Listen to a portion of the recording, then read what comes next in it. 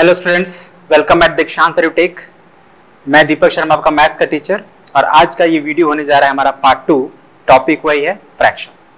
ठीक है, तो पार्ट 1 में हमने क्या क्या पढ़ा था, आइए एक बार देख लेते हैं। तो बेसिकली ये 3 टॉपिक्स हैं जिनको हमने पार्ट 1 में कंप्लीट किया था, और साथ साथ हमने नंबर लाइंस पे भी बात किया था। ठीक है ना, नंबर लाइन मतलब नंबर लाइन पे कैसे फ्रैक्शंस को रिप्रेजेंट करते हैं, इसको भी हम लोग सीखे थे। और कन्वर्जन भी सीखे थे ना। कन्वर्जन मतलब mixed fraction to improper fraction and improper fraction to mixed fraction, इस चीज को हम लोग सीखे थे पार्ट 1 में।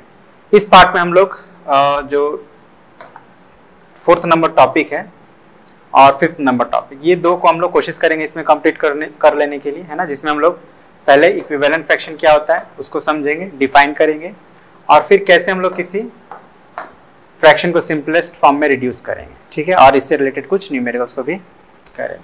तो आइए शुरू करते हैं। इक्विवेलेंट फ्रैक्शन, अब इसको समझने के लिए हम लोग क्या कर सकते हैं। देखिए, सपोज करिए कोई एक ऑब्जेक्ट है,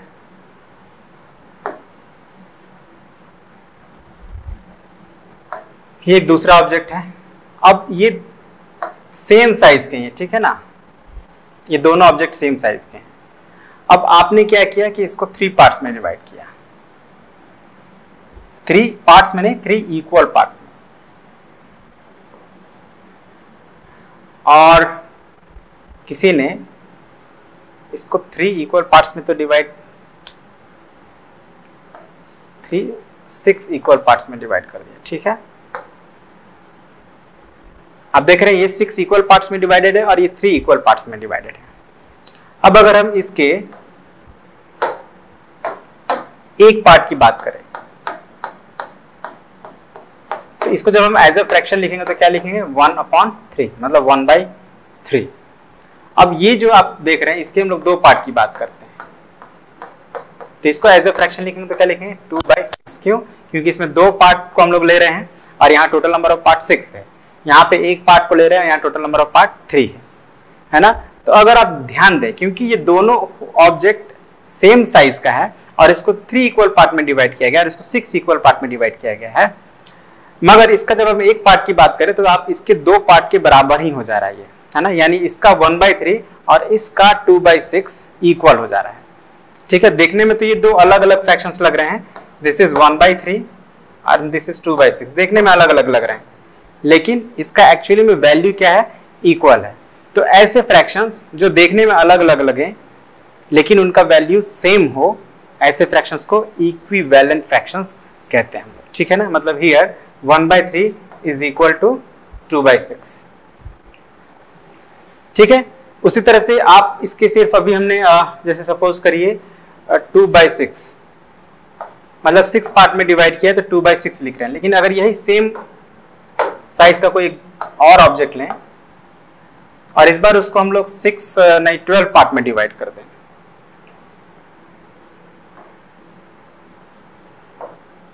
या 9 पार्ट में डिवाइड करते हैं।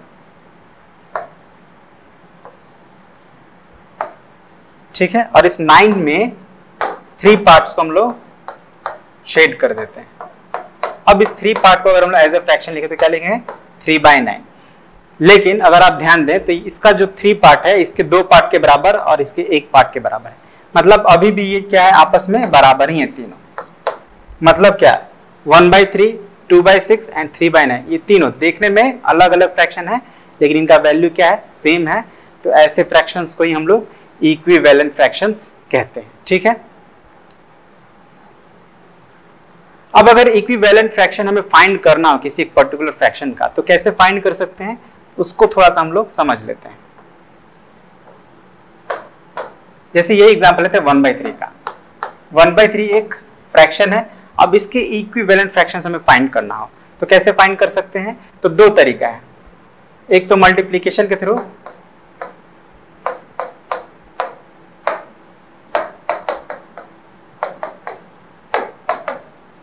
और एक दूसरा है बाय डिवीजन।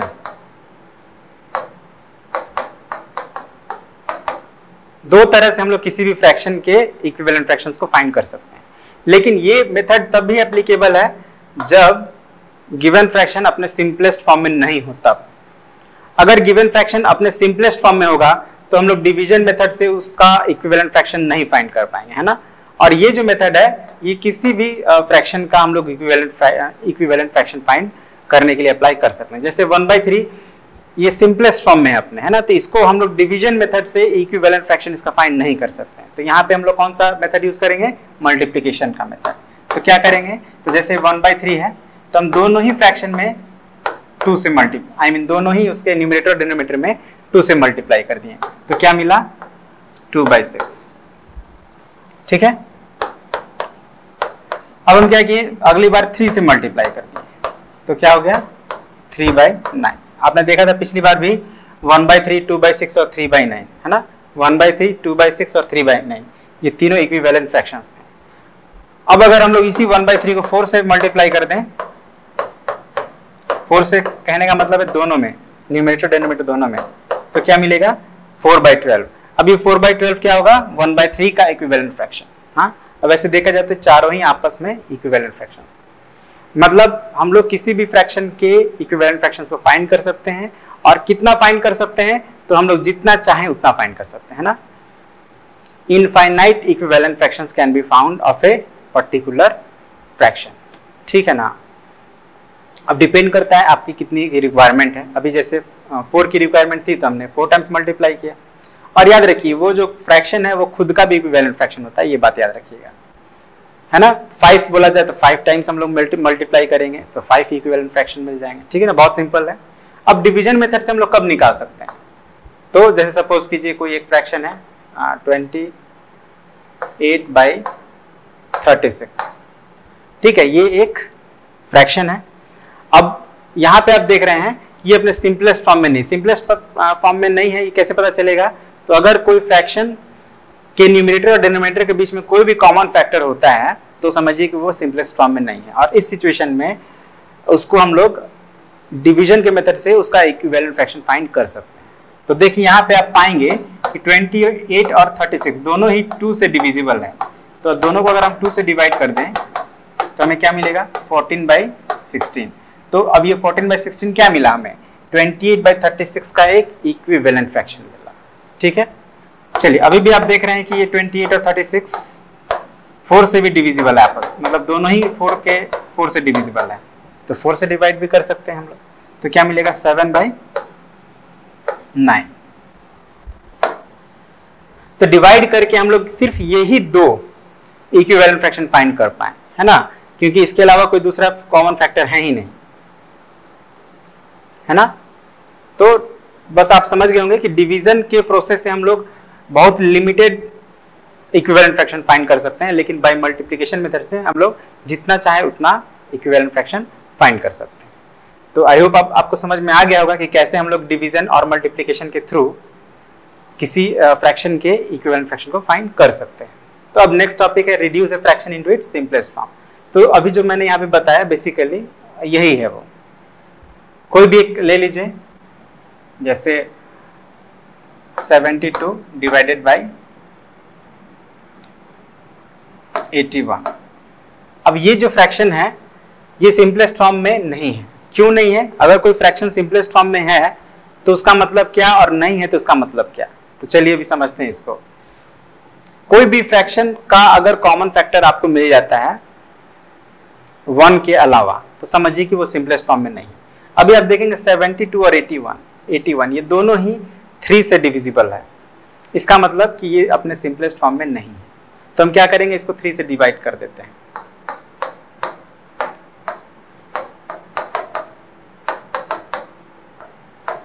तो कितना हो जाएगा 3 2 6 3 4 12 on 27। ठीक है, तो 24/27 मिला हमें। तो अब क्या ये सिंपलेस्ट फॉर्म में आ गया, तो उसको चेक करने के लिए फिर से हम देखेंगे क्या अभी भी कोई इनमें कॉमन फैक्टर है 1 के अलावा। तो आप पाएंगे यस अभी भी 3 इसमें कॉमन फैक्टर है, तो फिर से 3 से डिवाइड कर दे रहे हैं, तो 8 टाइम्स में 9 टाइम्स में। अब आप देखिए 8 और 9 में कोई भी कॉमन फैक्टर नहीं है 1 के अलावा, इसका मतलब कि 8/9 अपने सिंपलेस्ट फॉर्म में आ चुका है। मतलब ये जो हमारा फ्रैक्शन था 72/81 इसका सिंपलेस्ट फॉर्म क्या हो गया 8/9। अब आप यहाँ पे ध्यान दीजिए कि हम लोग को इसको सिंप्लीफाई करने में 2 स्टेप्स फॉलो करने पड़े, है ना। 2 बार हमने 3 से डिवाइड किया। तो अगर हमें पहले ही पता चल जाए कि इनके बीच का हाईएस्ट कॉमन फैक्टर क्या है तो 1 टाइम में ही ये अपने सिंपलेस्ट फॉर्म में आ जाएगा। तो अगर हम लोग 78 और 81 का हाईएस्ट कॉमन फैक्टर निकालेंगे तो वो होगा 9। तो अगर हम दोनों को 9 से डिवाइड कर दें तो एक ही स्टेप में हमें इसका सिंपलेस्ट फॉर्म मिल जाएगा। ठीक है, तो बेसिकली आपने क्या सीखा कि किसी भी फ्रैक्शन को सिंपलेस्ट फॉर्म में अगर लिखना हो तो हमें न्यूमरेटर और डिनोमिनेटर के हाईएस्ट कॉमन फैक्टर से उनको डिवाइड करना पड़ता है। ठीक है, तो इस बात को ध्यान रखिएगा, बहुत ही सिंपल और बहुत ही इंपॉर्टेंट टॉपिक है ये। अब हम लोग इतनी बातों को जो सीखे उसके बेस पे कुछ क्वेश्चंस कर लेते हैं। जैसे देखिए, right fractions for each figure match the equivalent fractions in the 2 sets. यहाँ पे जितने भी फिगर्स दिए गए हैं उनके लिए आपको एक फ्रैक्शन लिखना है और फिर अगर इक्विवेलेंट फ्रैक्शन दिख रहे हैं तो उनको मैच करना है सेट 1 को सेट 2 से। तो देखिए, ये जो हमारा पहला फिगर है इसमें आप देख रहे हैं कि एक होल पार्ट 4 इक्वल पार्ट्स में डिवाइड किया गया है। तो इसको एज अ फ्रैक्शन लिखेंगे तो क्या लिखेंगे 1/4, क्योंकि इसमें एक ही पार्ट शेडेड है ना। ये भी एक सर्कल है, इसको कितनी पार्ट में डिवाइड किया गया है काउंट करते हैं तो 7, 8, 9, 10, 11 हो गया। ओके, तो ये 20 पार्ट्स है ना, 20 पार्ट्स में डिवाइडेड है। और 20 में ये कितने पार्ट शेडेड हैं 1, 2, 3, 4, 5, 6, 7, 8, 9, 10, 11, 12, 13, 14, 15 पार्ट शेडेड है। तो इसको हम लोग क्या लिखेंगे 15/20। ठीक है, पहले हम लोग उसको एज अ फ्रैक्शन रिप्रेजेंट करेंगे। ये देखिए, ये 2 इक्वल पार्ट में डिवाइडेड है तो 1/2 हो गया। और ये कितने पार्ट में डिवाइडेड है 1, 2, 3, 4, 5, 6, 12। और 12 में कितने पार्ट्स शेडेड है 1, 2, 3, 4, 5, 6, 7, 8। तो ये जाएगा 8/12 और ये हो जाएगा 2/6। सिमिलरली ये आपका यहाँ पे हो जाएगा 1/4, ये हो जाएगा 1/3, 5/10 और ये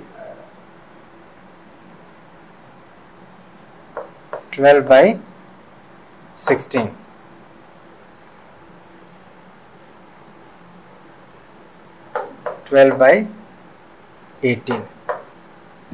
अब इक्विवेलेंट फ्रैक्शंस हमको मैच करने हैं ना, तो आप देख सकते हैं यहां पे तो आपको सीधे सीधे दिख रहा है 1/4 और ये भी 1/4 है। इसके अलावा कोई और है नहीं, तो ये इसका इक्विवेलेंट फ्रैक्शन तो इसी के साथ मैच कर रहा है। अब 15/20 का इक्विवेलेंट फ्रैक्शन कौन है इस सेट में से?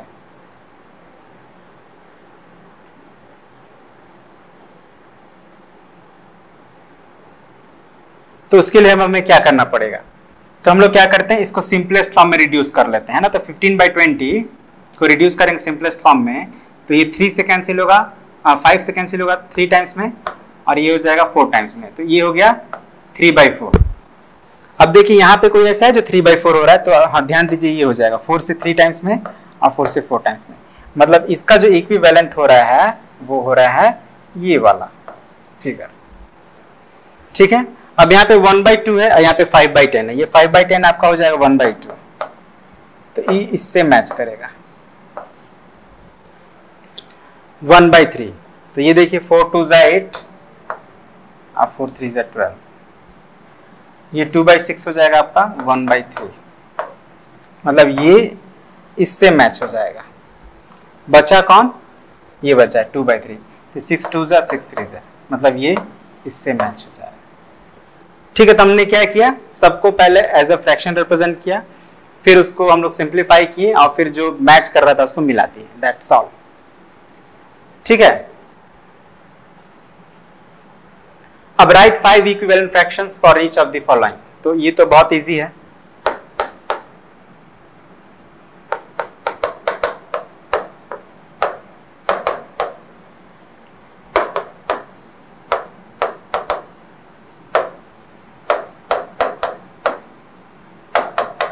तो देखिए 2/5 है, तो हम लोग क्या करेंगे, पहला तो खुद ही हो जाएगा ये, दूसरा के लिए हम लोग 2 से मल्टीप्लाई कर देते, तो 2 2 4 और 5 2 10, है ना। बार बार मल्टीप्लाई मतलब मन में मल्टीप्लाई करके आंसर आप लिख सकते हैं। अब फिर 2 में 3 से मल्टीप्लाई करिएगा 6, 5 में 3 से करिएगा तो 15, 2 में 4 से मल्टीप्लाई करिएगा 8, 5 में 4 से मल्टीप्लाई करिएगा तो 20, 2 5 10 एंड 5 5 20, 5 हो गया। इसी तरह से सेकंड, थर्ड और फोर्थ का 5 इक्विवेलेंट फ्रैक्शन निकाल लेना है, ठीक है। और आपने ध्यान दिया कि हम मल्टीप्लाई की, क्यों, क्योंकि ऑलरेडी सिंपलेस्ट फॉर्म में, ये आपका सिंपलेस्ट फॉर्म में नहीं है, बट आप फिर भी इसको मल्टीप्लाई करके ही इक्विवेलेंट फ्रैक्शंस निकालेंगे, ठीक है। अब right equivalent fractions of 4/5 having denominator 25, मतलब यहां पे आपको एक कंडीशन दिया गया है कि आपको 4/5 का ऐसा फ्रैक्शन, इक्विवेलेंट फ्रैक्शन लिखना है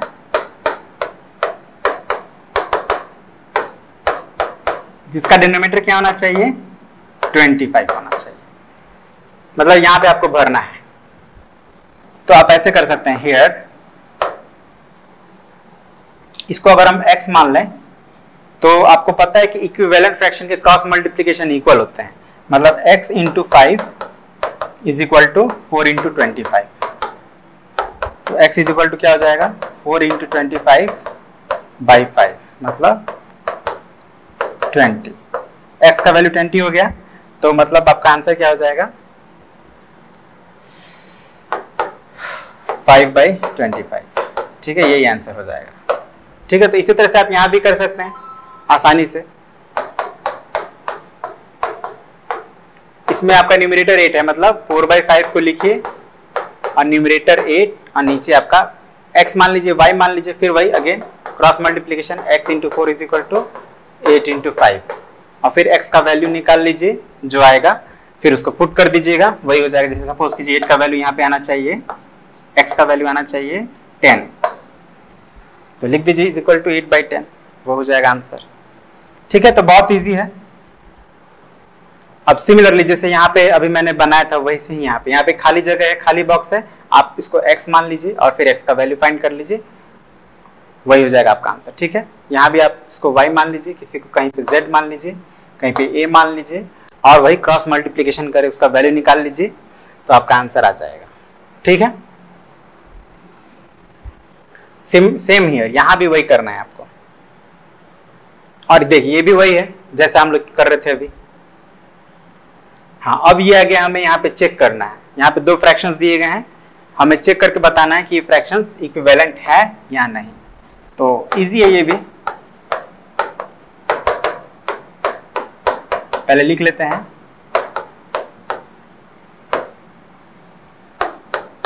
क्या करेंगे, क्रॉस प्रोडक्ट फाइंड करेंगे। क्रॉस प्रोडक्ट कैसे फाइंड करते हैं, तो पहला फ्रैक्शन का न्यूमरेटर और दूसरे फ्रैक्शन का डिनोमिनेटर, 7 इंटू 14 कितना होगा, 98, और 5 इंटू 15 75, तो बराबर नहीं आया, तो लिख देंगे since 98 is not equal to 75, therefore 7/15, 5/14 are not equivalent fractions, ठीक है। सेम इसी तरह से आपको सेकेंड, थर्ड और फोर्थ करना है, क्रॉस मल्टीप्लिकेशन करना है और ये वैल्यू आपको चेक करना है। क्रॉस प्रोडक्ट क्या है हमारा, तो ये है पहला क्रॉस प्रोडक्ट 98 और दूसरा क्रॉस प्रोडक्ट 75, ये दोनों अगर बराबर हो गया तो लिख देंगे आर इक्विवेलेंट फ्रैक्शंस, और बराबर नहीं हुआ तो लिख देंगे नॉट इक्विवेलेंट फ्रैक्शंस, ठीक है। अब इसको रिड्यूस करना है, ओके, तो रिड्यूस करना है, ये क्वेश्चंस जो है थोड़ा रिपीट हो गया है।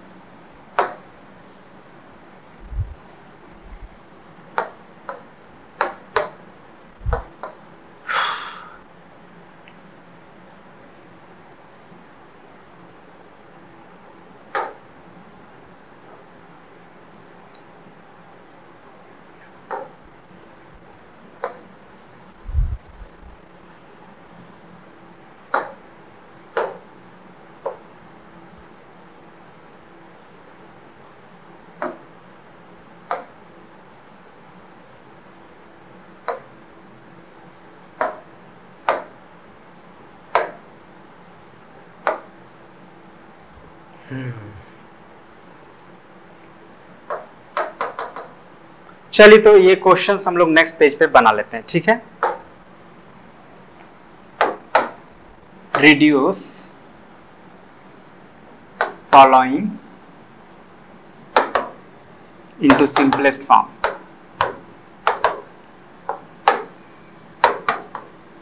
तो इस तरह का क्वेश्चन तो हम लोग ऑलरेडी बहुत सारे बनाए हुए हैं। एक एग्जांपल लेंगे, जैसे सपोज कीजिए 112 एंड 96, ठीक है, 96 बाई 112।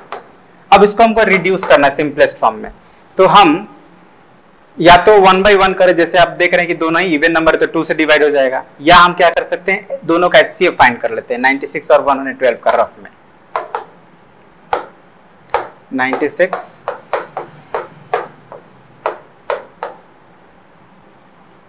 16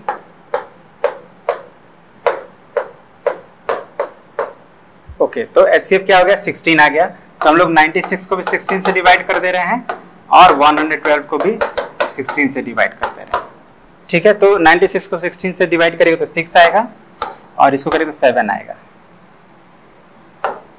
यही हो गया, ठीक है ना। बहुत सिंपल है। करना क्या है, न्यूमरेटर और डिनोमिनेटर का HCF निकाल लीजिए रफ में, और जो HCF आएगा, जैसे यहाँ पे HCF क्या है हमारा 16 आया, तो 16 से हम लोग दोनों में डिवाइड कर देंगे।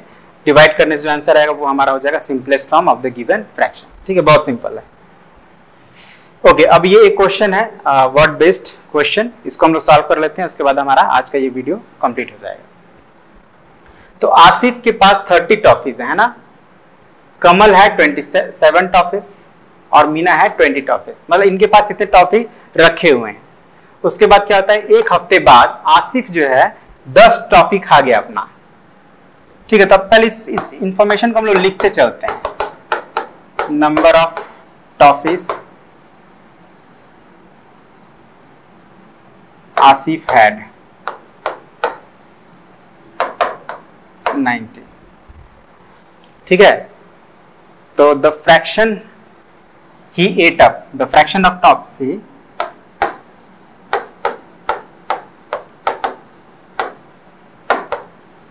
टॉफी ही एट, कितना खाया है, 10 टॉफी खाया है। ओके, यहाँ पे एक मिस्टेक है, इट्स नॉट 90, इट्स 30।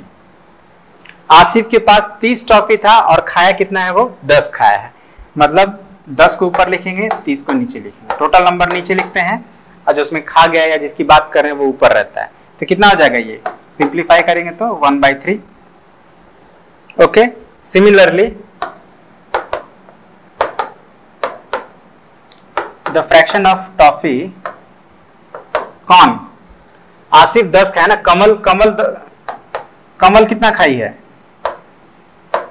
9 खाई है, 9 टॉफी खाई है, और कमल के पास था कितना 27। अब यहां भी 30 नहीं लिखेंगे, ध्यान रखना है, कमल 9 टॉफी खाई है लेकिन उसके पास था कितना 27, तो यहाँ पे 27 रहेगा डिनोमिनेटर। अब इसको भी आप कटाएंगे तो 1/3 आ जाएगा, 9 3 27 होता है। अब फिर उसी तरह से द फ्रैक्शन ऑफ टॉफी, और कौन है, मीना है, मीना 8, मीना कितना खाई है, 30 टॉफी खा गई और उसके पास था कितना 90 था। ये ध्यान दीजिए, मीना का ध्यान देना है, मीना 30 खाई है 90 में से, तो 30/90। अब अगर यहाँ भी आप 30 से 9 डिवाइड करेंगे तो ये 1 टाइम्स में जाएगा और ये 3 टाइम्स में, तो तीनों का बराबर आ रहा है, देखिए 1/3 1/3 एंड 1/3। तो हम कह सकते हैं क्या कि check if each has eaten an equal fraction of his or her toffees or not. Clearly आप देखिए ना, तीनों का 1/3 है, तो clearly each has eaten an equal fraction of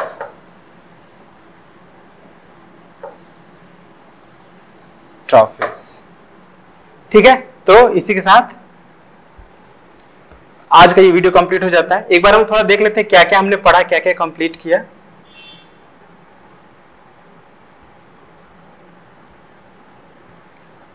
तो बेसिकली हमने ये 4 और 5 ये 2 टॉपिक्स कंप्लीट किया है और इस पर हमने न्यूमेरिकल्स किया है, ठीक है ना। तो होपफुली जो हमारा नेक्स्ट पार्ट होगा उसमें हम लोग ये जो बचे हुए दोनों टॉपिक्स है उसको कंप्लीट कर लेंगे और उसके बाद हमारा ये चैप्टर कंप्लीट हो जाएगा, ठीक है। तो आज के लिए इतना ही रहने देते हैं। Thank you very much and have a nice day.